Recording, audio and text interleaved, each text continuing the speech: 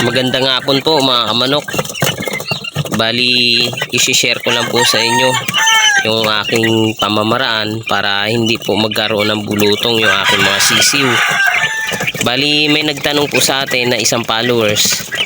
At ang katanungan niya po, paano daw po maiwasan yung mga sisiw na magkaroon ng bulutong? At kung may bulutong na daw po, paano ito gagamutin? Ang mainam po ninyong gawin mga kamanok para po makaiwas sa bulutong yung ating mga sisiw ay kailangan nyo pong mag-vaccine ng fowl pox para nang sa ganon protektado na po yung ating mga sisiw. Kumbaga may panlaban na po sila sa katawan sa bulutong, at kahit po makagat sila ng lamok o magtukaan sila ay hindi po agad sila agad-agad bubulutungin. Bali, ang pamamaraan ko naman po sa kagaya po nitong mga sisiw ko na walang vaccine, simula day old hanggang ngayon na 1 month na po sila, kung mapapansin nyo po may karton po yung kanilang apakan. Pag ganito pong hapon, sinasapinan ko na po yan para mamayang gabi po yung mga lamok po dito sa area ay hindi po makapasok dito sa looban ng brooder.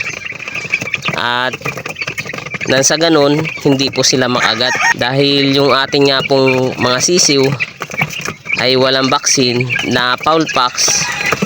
Prone po yan mga kamanok sa bulutong, at kapag nakagat po yan ng lamok ay maaari po silang tamaan ng bulutong. At ang isa pa mga kamanok, yung pagbibigay po natin ng vitamina sa ating mga sisiw. Kailangan pong mapalakas natin yung immune system nila para nang sa ganun kahit po makagat sila ng lamok o magtukaan sila ay hindi po sila agad-agad bubulutungin.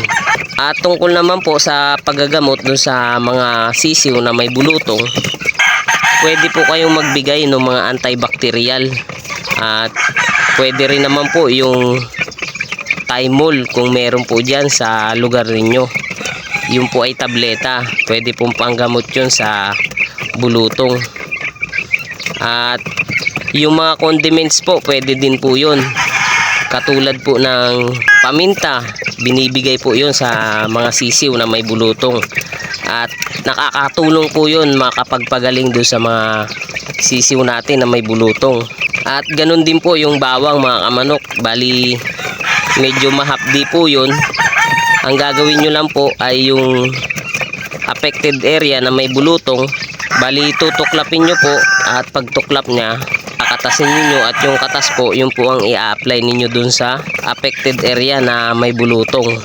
At marami pa po mga kamanok na iba pang maaari na igamot sa kanila, katulad po nung T3.